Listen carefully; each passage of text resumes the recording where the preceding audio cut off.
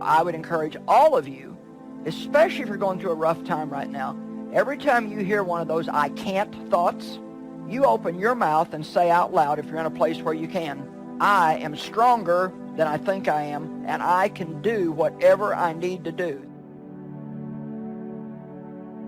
When you feel like I can't take anymore, another good thing to say is, I will not have more than what I can deal with.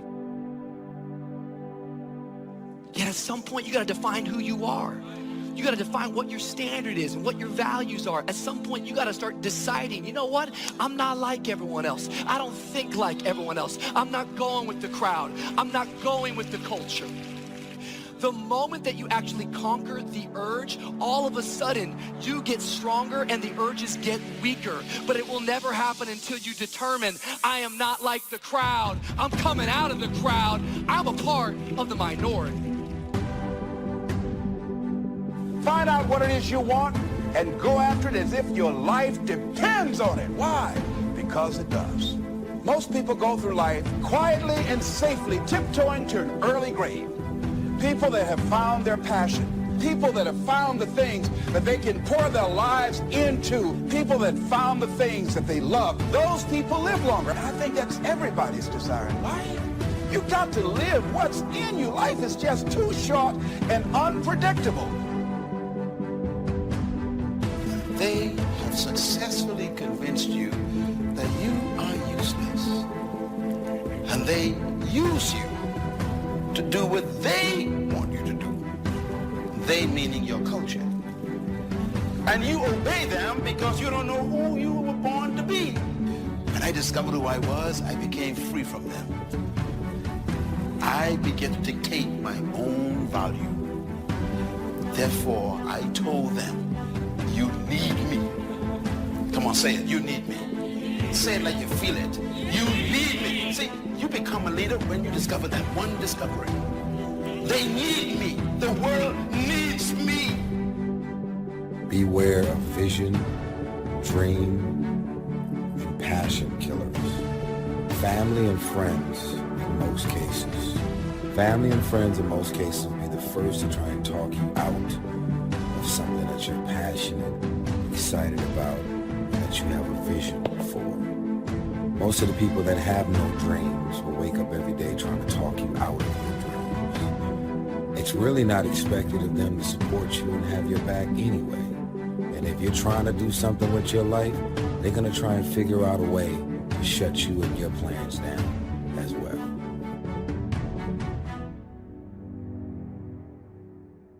Self-confidence is an internal game. You do not need external accolades, external admiration in order to build self-confidence. It's all done internally. You control this.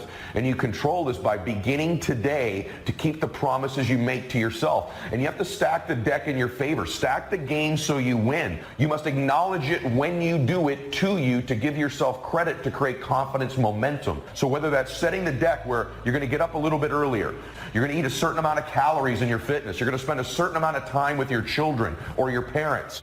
See, if you start learning more things and finding out and experimenting with your life and finding out what else fits for you, here's what you discover, that as you start working with it, and the more you do it, the more you realize, the more creative you can become. And then you say, wait a minute. You know, this comes much more easily than I realized. Your mentality is more important than your location. If you don't change as a person mentally, you will stay where you are physically. Leadership begins with thinking. So my question is, what is your philosophy of leadership? Well, why don't you believe that you could own a company? Why the first thing you look for is a job instead of look for a business? Why do you go to college and study an area that guarantees employment rather than guarantees deployment? Because your hard drive is stuck. If I want to have a healthy mind, I must feed my mind with truth. Now, we all know the importance of nutrition. Good food and good calories cause you to be better, to be stronger, to be healthier, to have more energy. The same is true in your thought life. I must feed my mind, not with junk, not with poison, but with truth. And in your small group, you're going to look at the different kinds of things you can put into your mind. You will know the truth, and the truth will set you free. The problem is you now believe your own lies so convincingly that you're now miserable because you're trying to chase someone else's life, all while ignoring your own life and your own path, all while ignoring what God has in mind for you. What is the vision for your life? What are the ideas and the dreams for your life? Who are you? What are your gifts and talents? What is your ultimate destiny and your goals? No matter what package trouble comes in, trouble's trouble, isn't it? And each of us, you know, when you're having trouble, there's always somebody that's worse off than you are. Well, that's true and that's good, but that doesn't mean that your trouble isn't still very important to you. If you're like me, when you have a problem, it's very easy to turn in on yourself and do nothing but think about what you're dealing with, and that's one of the worst things that we can do. Wherever you are right now, I'm saying to you, you've got at least 3 or 4 or 5 talents that you are not even aware of right now. And you'll never be aware of them unless you come outside your comfort zone to see what it is that you might have a knack for, that you haven't discovered as yet. See, most people never discover their true potential because they figure that they're one-dimensional. And they don't try and stretch themselves and learn more. We are educated to be employed, not to be deployed. Seeds deploy themselves and become trees. Fish deploy themselves and they swim. Birds deploy themselves and they fly. We are the only creatures God created who don't deploy ourselves, because our culture doesn't allow it. You got to get free from the culture and discuss yourself with yourself and say to yourself, self, am I who I really am? See, whatever you decide to do, look at it and find out what is it that I have that I could bring to the table. Where is the opening for you? There's room for you out here in the arena called life. There's room for you to come out and live your dream. Don't allow but to keep you in the corner or keep you up in the bleachers looking at life, being a spectator, not being a participant, making a difference in life. All of us showed up to give something, and that nobody's going to give that service that you have to give. No one's going to produce your product. No one's going to write your book. You are not your accomplishments. You are not your possessions. You are you. You are perfect. You are beautiful. You were born to do something great with your life. And this is the social media insidious influence it has in our lives. People think, I don't feel good about myself. I've got this self-doubt. The gateway to me feeling more self-confidence is if I could possess more things. Yes, having nice things will make you feel better about yourself. Yes, accomplishing things certainly is a reinforcement for self-confidence, but it's not the pathway to getting it. Running the race of life is not about beating people. It's about releasing yourself. That's why great leaders never compete with anyone. They try to see how much of themselves they can release tomorrow. It's leadership. I will never compete with you. I'm too original. Now, habit becomes your servant, not your master, once you understand self-discipline. See, on uphill climbing, everything worthwhile is uphill. Can I tell you on downhill slide? Nothing worthwhile. There's nothing worthwhile. If you're going uphill, you get wins, you get losses downhill. If you're uphill, you're preparing. If you're going downhill, you're repairing. I know people every day, they just repair. They just are fixing yesterday every day. High morale is uphill climbing. Low morale is in downhill sliding. All of this uphill climbing can be described in the phrase self-discipline. It takes a highly self-disciplined person to uphill climb. You continue to forsake your purity and you give it away time and time again. And when people ask you, why are you lowering your standards? Why are you doing that? The best answer you got is because everyone else is. And you're sitting here and you're so afraid to be alone and single that you're tolerating this toxic relationship and you're convincing yourself that it's all going to be right. Let Let me just be honest with you. If you have to convince yourself it's right before marriage, you're going to have to brainwash and lie to yourself after marriage. And you begin to do these things you say you're going to do. You say simple things like, I'm going to lay out my clothes the night before I go to bed every night, before I go to sleep, so when I wake up, that decision's made for me. And believe it or not, the fact that you just do something that simple that you then deliver on begins to build confidence. You say, I'm going to stretch in the morning when I get up, and you do it. All of a sudden, when you just begin to do the things you tell yourself you're going to do, you begin to build self-confidence, which is this reputation with yourself. Self-discipline is the bridge between good intentions and good actions. Good intentions is on one side of the water, and good actions is on the other side. And the bridge is self-discipline that takes our good intentions and turns them into good actions. The question is my attitude about self-discipline, is it a tunnel or is it a bridge? See, if you don't decide to act on your dream, if you don't decide to make a decision to live your life, if you don't decide to step into your fears, if you don't decide to say yes to your life, it will never work for you. Time for doing, that's the time right now. Time for acting on your dream.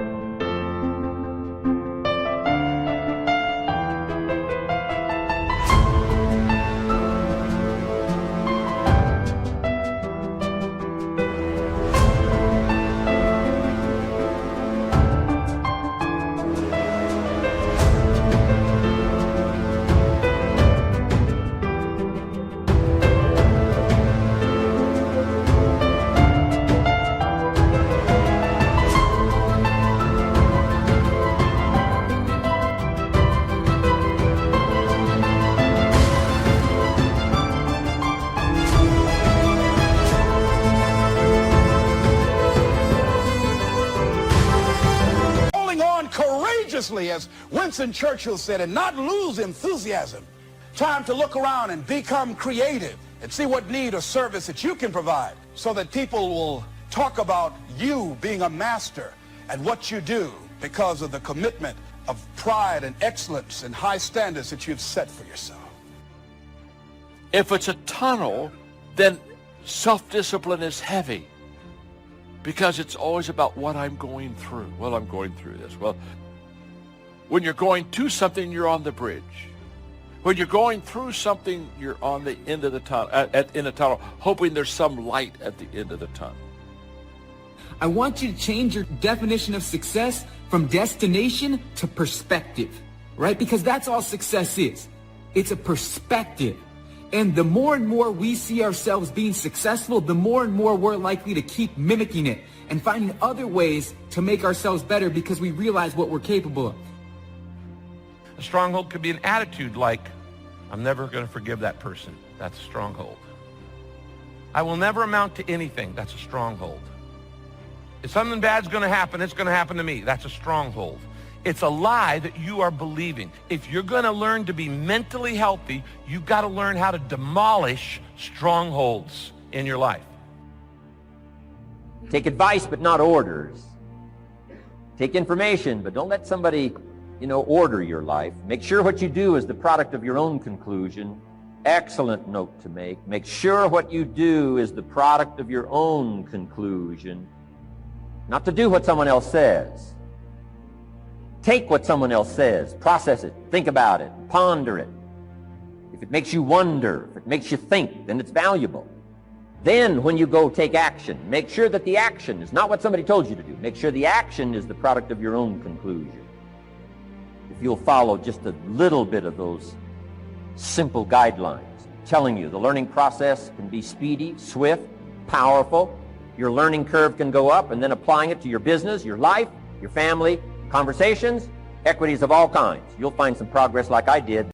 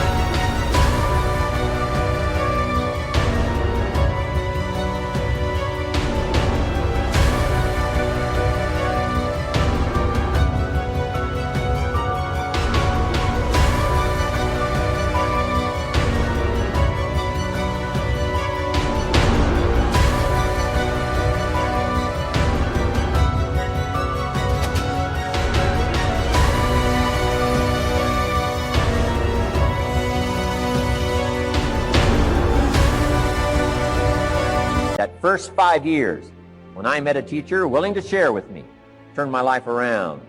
Progress I couldn't believe happened for me. Okay. Philosophy, as I taught the last time I was here, philosophy, in my personal opinion, is the major determining factor in how your life works out. Philosophy, the major determining factor in how your life works out. Philosophy. To form our philosophy, you got to think. Got to use your mind, got to process ideas. And this whole process over a lifetime, starting way back here when we were children, schools that we've attended, our parents, our experiences, all this stuff that we've processed by the thinking process helps to develop our philosophy. And in my opinion, each person's personal philosophy is the major factor in how your life works out. Here's what I called it in that last presentation when I was here. It's called the set of the sail. Each person's personal philosophy is like the set of the sail. Now, I used to think it was circumstances that ordered my life. If someone would have asked me at age 25, Mr. Rohn, how come you're not doing well? Pennies in your pocket, creditors calling, nothing in the bank, behind on your promises to your family, you live in America, 25 years old, got a beautiful family, every reason to do well, and things are not going that well for you. What is wrong here? It would not have occurred to me to blame my philosophy. I mean, it would not have occurred to me. Saying, well, I got this lousy philosophy, and that's how come I got pennies in my pocket and nothing in the bank, and things aren't working well. That would not have occurred to me. I found it much easier to blame the government. Much easier to blame the tax problem. I used to say taxes are too high. Top tax rate when I first started paying taxes, 91%. Back then, when your income reached a certain level, all your income over that, 91%. So I used to say that's too high. Now the top tax rate's about 33%. But people are still saying what? Taxes are too. See, but you can't use that anymore.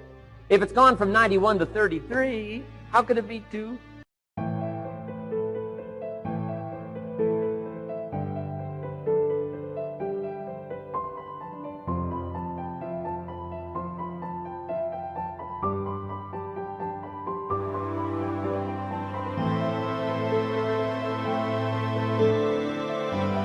Hi. Come on.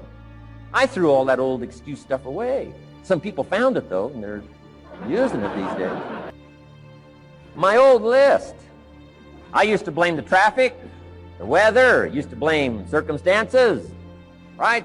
People say I'm too tall, I'm too short, I'm too old, I was raised in obscurity, raised on a farm, parents of modest means, all the stuff. If you were to ask me, how come you find yourself here, Mr. Rohn, age 25, living in America, land of abundance and opportunity, pennies, zero in the bank, not doing well, creditors calling, it would not have occurred to me to blame my philosophy. I found it easier to blame the company policy. I used to say, if this is all they pay, how do they expect you to do well? So I figured that, my future was going to be tied to what everybody else was arranging, the economy and, right, interest rates. I used to say things cost too much. That was my whole explanation, not my philosophy, until my teacher taught me better that this is where the problem was, my own personal philosophy. Here's what's exciting about each person's personal philosophy. That's what makes us different than dogs and animals and birds and cats and spiders and alligators. That's what makes us different than all other life forms. The ability to think, the ability to use your mind, the ability to process ideas, and not just operate by instinct. In the winter, I'm telling you, the goose can only fly south. What if south doesn't look too good? Tough luck. It can only fly south. But see, human beings are not like a goose, can only fly south. I mean, you can turn around, go north, you can go east, you can go west, you can order the entire process of your own life. And we do that by the way we think. We do that by exercising our mind. We do that by processing ideas and come up with a better philosophy, a better strategy for our life, goals for the future, okay? Plans to achieve those goals. All this comes from developing our philosophy. Philosophy helps us to process what's available. Well, when we get here,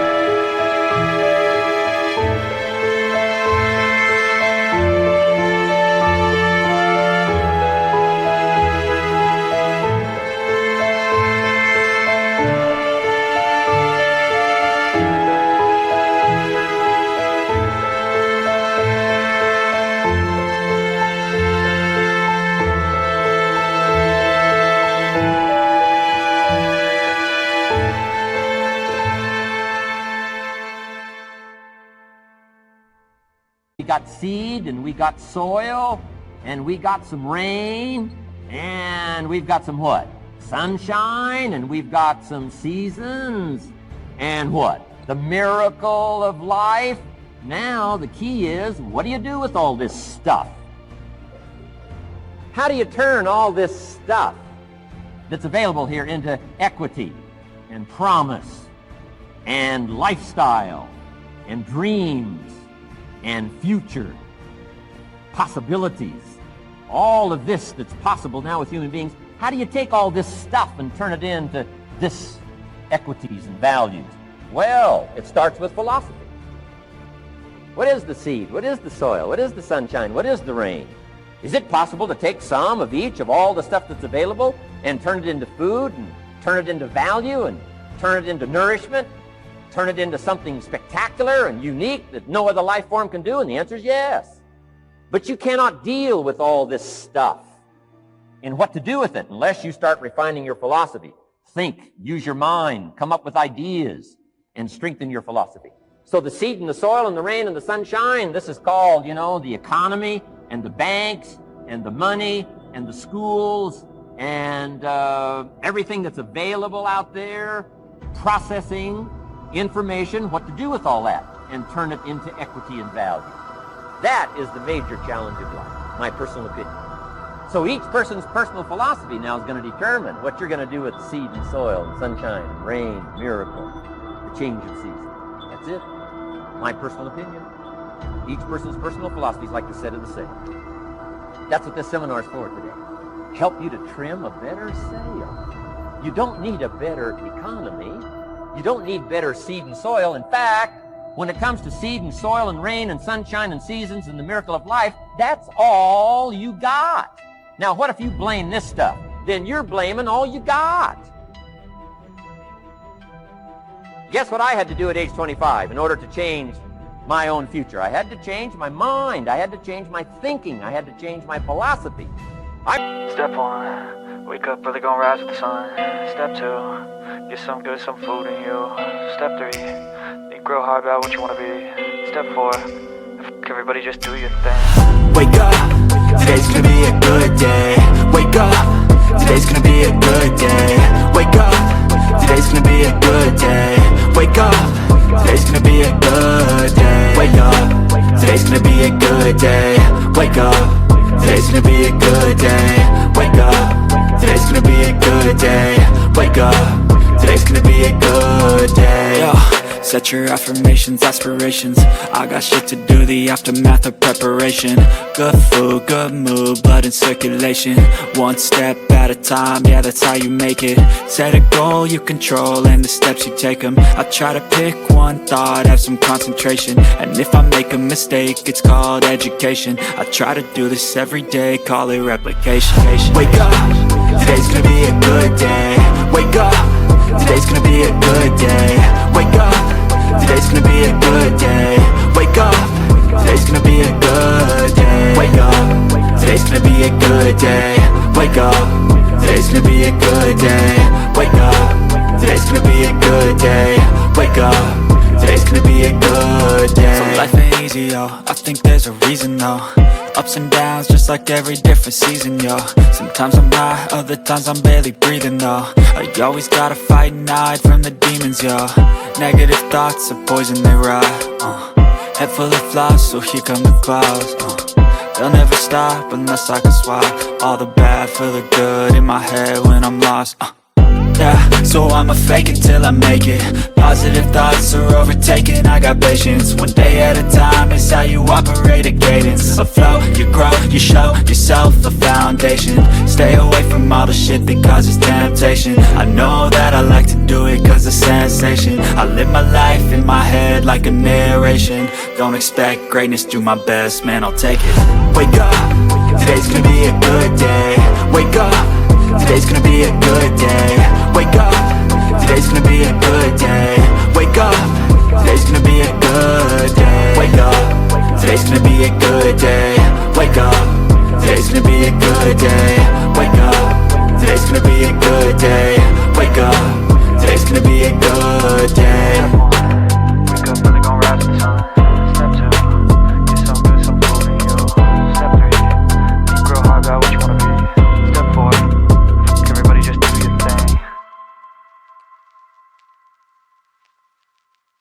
I was messed up on what was causing my problem. And once I got that straightened out, that all the stuff I blamed, the government and taxes and the marketplace and the economy and things cost too much, negative relatives, cynical neighbors, once I got rid of that and started going for where the real problem was, which was me, I'm telling you, my life exploded into change. My bank account changed immediately.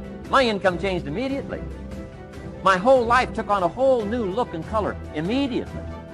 And the early results I got from making these philosophical changes tasted so good, I've never stopped the process from that day. And I'm telling you, with a little consideration of the refinement of your sale, by setting a better sale, refining your philosophy, your whole life can start to change from today on. You don't have to wait till tomorrow. You don't have to wait till next month. You don't have to wait till spring. You don't have to wait till 93. You can start this whole process immediately. I recommend it. Now, some people do so little thinking, they don't even have their sale up. I mean, you can imagine where they're going to wind up at the end of this week, at the end of this month, at the end of this year. Now's the chance to change, process all this information. So number one is philosophy. Okay. And we dealt with all that, where we get ideas, from personal experience, from other people's experiences. I don't want to get into all those details because we covered that the last time I was here. But philosophy, that's number one, my personal opinion. Each person's personal philosophy. Here's the definition of success and failure. Just make this note. Here's failure. A few errors in judgment, repeated every day.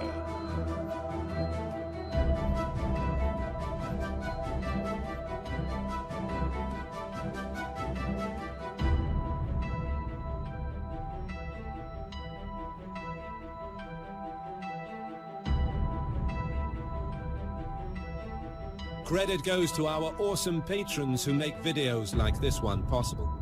Consider joining them to support our work. You can also support us by subscribing to our channel and clicking the bell button to get notified when our new videos are released. And as always, thank you for watching.